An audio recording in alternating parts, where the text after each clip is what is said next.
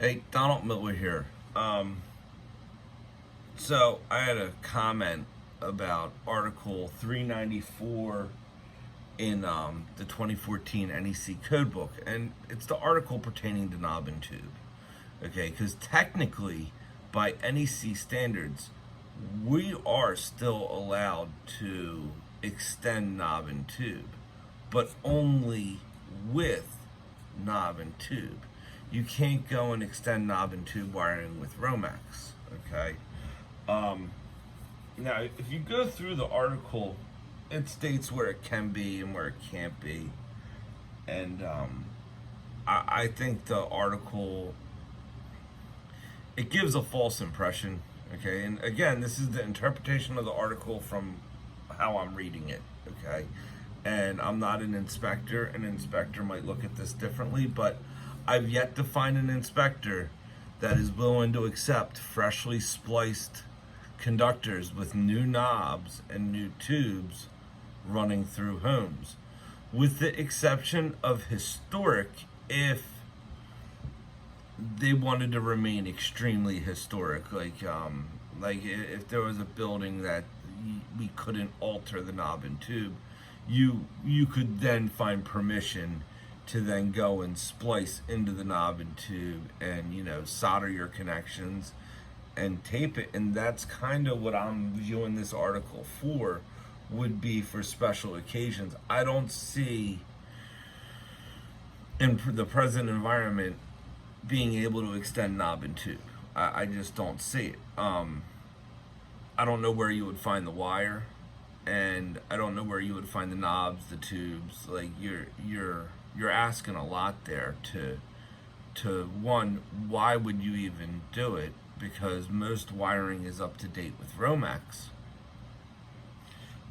Two, I just think it's dangerous that you're splicing onto a wire that's 100 years old, and now you're gonna solder onto wire which you've never been trained how to solder onto a small piece of copper. I guess you could practice a lot and then go and attempt it, but I just don't see the practical use of it. I know the article is here, and it clearly states that you can extend knob and tube with knob and tube. Okay, you can't extend it with Romex, nor can you put it into attics or uh, stud bays, I guess, or wall spaces that have insulation. You can't envelope knob and tube in any way. But as far as then, they wanted me to go to see how I can use it in Article 384. I don't see how you can use knob and tube in a raceway. Okay, unless you can install knobs and tubes and then use the looms. The looms is the protective coating, or the sheath that goes over the knob and tube when you go through areas. And where do you get them? I don't have a clue either. So we don't install knob and tube. We remediate knob and tube. When you specialize in knob and tube, you're not specializing in the extension or the installation of it. 9 times out of 10, like, it's very rare that we actually find a house not needing to be rewired. It's not that we don't find it. We do. There's homes that it's not worth rewiring in the present condition, whether it be because of literature in the home or it being too difficult to rewire with the current occupants. I've determined that. But if the house is going to go up for sale, that's the best time to remediate the home of knob and tube. But